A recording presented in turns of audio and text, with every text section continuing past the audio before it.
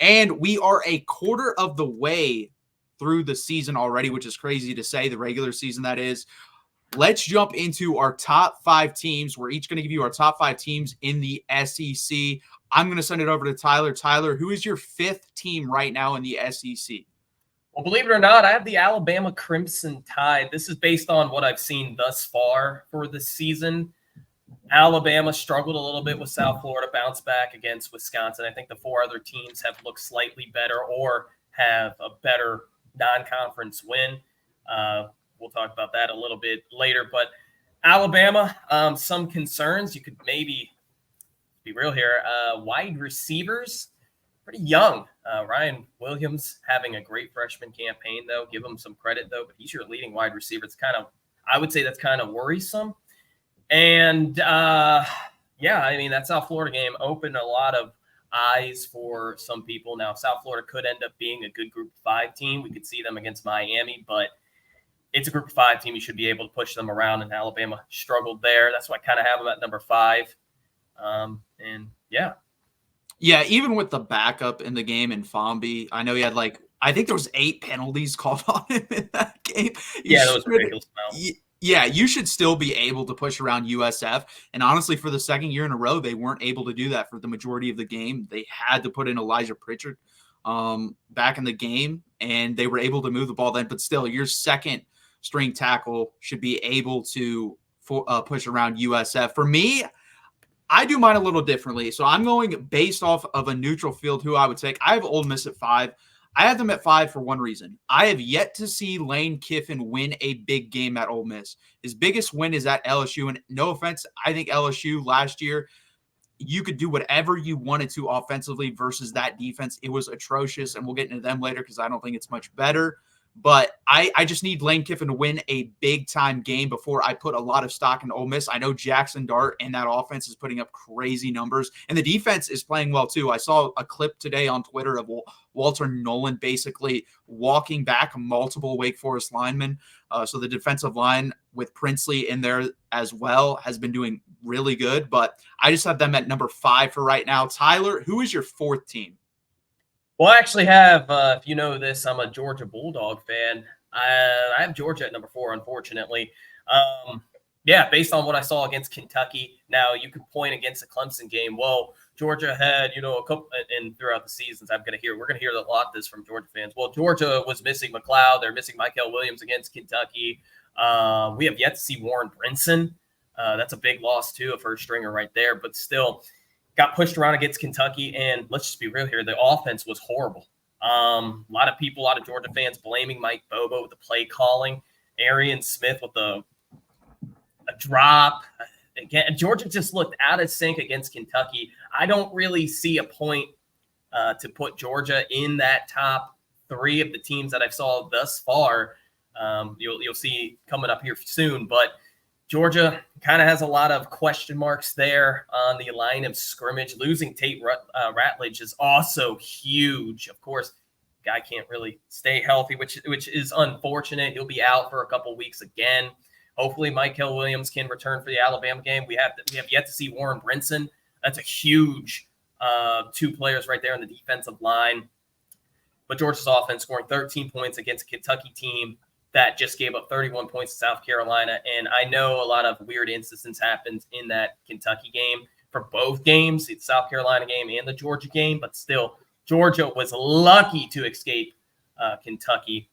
For whatever reason, Georgia has struggled at Kentucky over the past couple of seasons, really under Kirby Smart since his first year, beating Kentucky on a last-second field goal, hot rod. But, I have to put Georgia right above Alabama because of that Clemson win. I think is huge. Clemson's a very good team. In fact, that might be the second or third best win in college football right now. Yeah, I'm not as down on Georgia per se because I think overall, I guess this could be another outlier like a Missouri or an Auburn game, and that's kind of where I'm going with this. I think it is an outlier where hopefully this isn't something that persists down in the more throughout the regular season, especially in a couple weeks when they play Alabama, because if it does, I think Alabama ends up winning that game, but I'm just putting that right now as an outlier. So I don't have Georgia at number 4. Instead, my number 4 team is the team they will play in a couple weeks, and that is Alabama. My main concern with Alabama is the young secondary. I'm worried when they go up against a quarterback that is capable of picking them apart, they will get picked apart. So far, they have not faced anyone that is capable of doing that. Brown at USF is way more of a runner than he is a passer.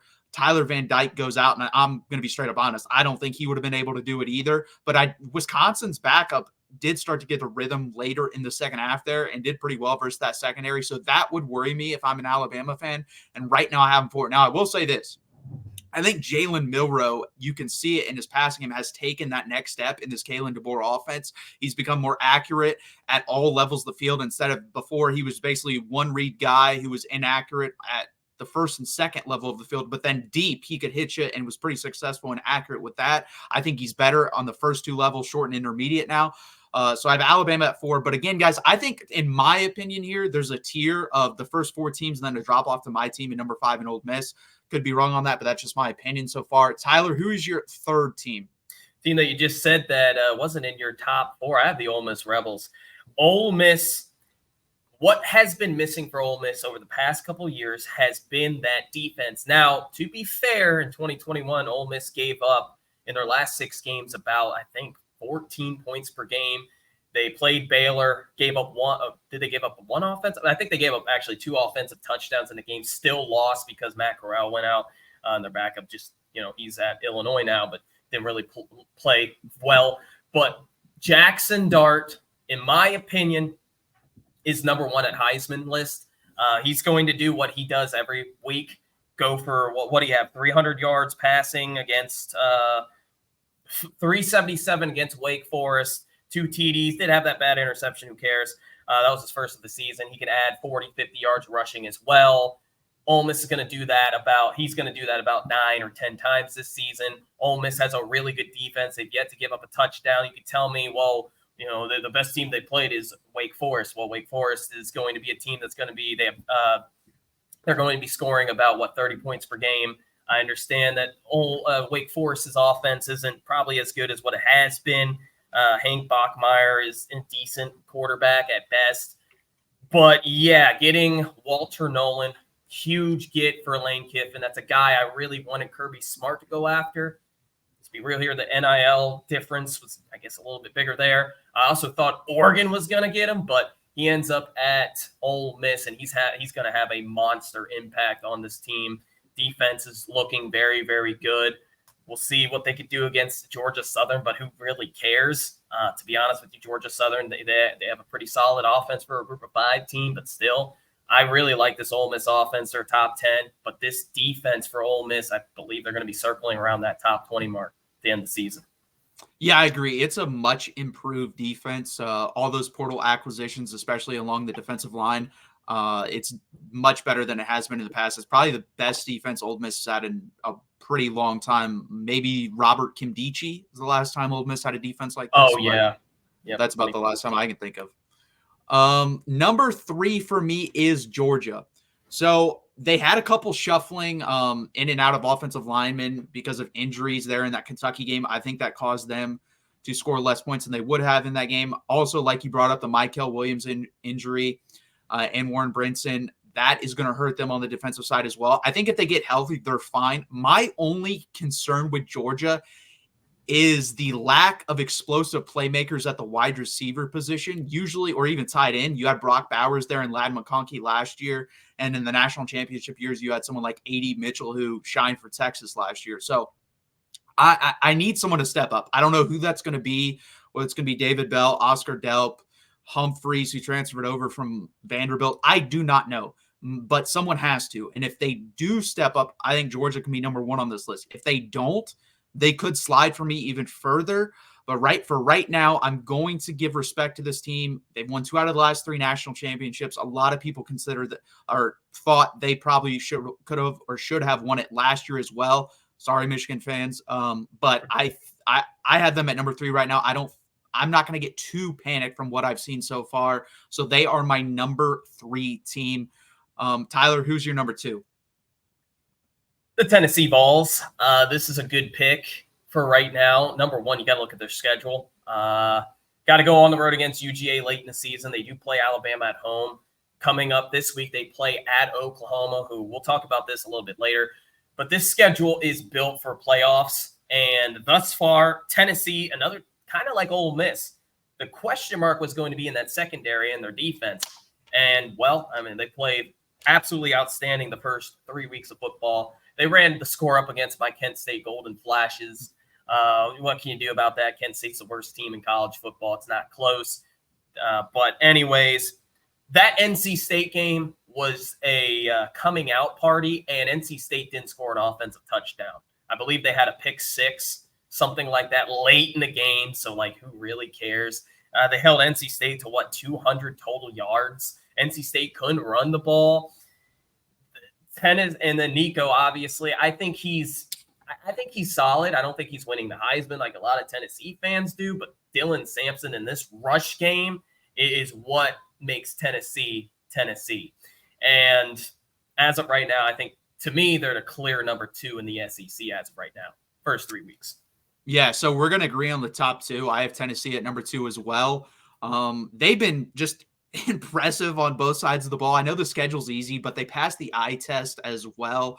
And Nico, from the first start, he passed the eye test. And you're right, Kent State. They lost to St. Francis of PA. So, yes, They are not a good football team. That's a bad loss. Yeah, a very bad loss. But like you said, Dylan Sampson is averaging 7.9 yards per carry and already has 9 touchdowns. So he's putting up video game numbers already through the season, averaging 3 touchdowns a game, basically. So, and then you have 4 guys over 100 yards receiving. So this offense is just super explosive. Nico's perfect for the Josh Heupel scheme. And then the defense has been good. And James Pierce hasn't done anything. I think James Pierce has 1 or 2 tackles on the season. So if he pops off, then we're talking about a team that could be number 1 in this conference. This is a team that I wanted to jump all in on, but I couldn't. I had him at 9-3 preseason. I wanted to put him at 11-1 or even 10-2, and I just said, no, hold back. I should have went full force because with this schedule, like you said, I think this team could definitely be playing in Atlanta for the SEC championship game. If they blow out Oklahoma this week, and this ranking may change for me, and they may be my number 1 team for next week, but for now, they are number 2. Tyler, we both have number 1. Who is it for you? For me, it's obvious, Texas. They haven't struggled at all, kind of similar to everyone in my top 3, Texas, Tennessee, and Ole Miss. And they went to the Big House and just beat the soul and life out of Michigan. Now, I don't think Michigan's going to be a good team this year, but at the same time, I actually thought that'd be a really close game, and Texas bullied them on the line of scrimmage. You could say, well, they haven't played a good offensive team, so we don't really know how good the defense is. You can watch Texas defense play, know that they're really, really good. Texas's line of scrimmage is bully. You guys are bullies. I know you're a Texas fan, so you bullied Michigan. You beat them at their own game. The weird thing is the second half of that game, I don't know what happened. I guess Sark just took the night off or whatever. You guys should have beaten Michigan by 50 points, if we're being completely honest here. But he kind of brushed that off and gave Michigan their little flowers there. Again, I don't think Michigan's a good team, but the way that Texas won that game was just huge. And, oh, by the way, it sucks that Quinn Ewers is hurt. He has an injury. I think he's going to be okay. But look what Arch Manning just came in and did. Okay, cool, it's UTSA. UTSA, however, has been a very consistent group of 5 team over the past couple of seasons. So I got to give Texas a lot of credit. I think they're the number 1 team in college football right now. They have yet to struggle. They look good at every position thus far. Yeah, they've looked good thus far. And, yeah, going to the Michigan game, I thought it was going to be closer than it was. I thought Michigan's defensive line was going to be able to hold up to. I think our offensive line is the best in the country. I said going into the game on the Michigan preview, I thought this was the best offensive line Michigan would have faced in the last 3 years. And I know they faced Washington, who won the Joe Moore Award. But there's the difference between that Washington offensive line and this Texas offensive line is Texas is just huge, and they're really good athletes as well. Washington did not have the size up front. So overall, I think Texas is my number 1 team for now. If Quinn Ewers was out longer, I'd probably drop him. I think he only misses this week. I think he comes back versus Mississippi State. And honestly, do we need him for Mississippi State? I don't think so. But I would like him to get some reps going into the bye week before we play Oklahoma. That is my main concern. But overall, yeah, I guess I want to see the secondary tested. It definitely, like you said, Tyler, just watching it, they're better than they were last year overall.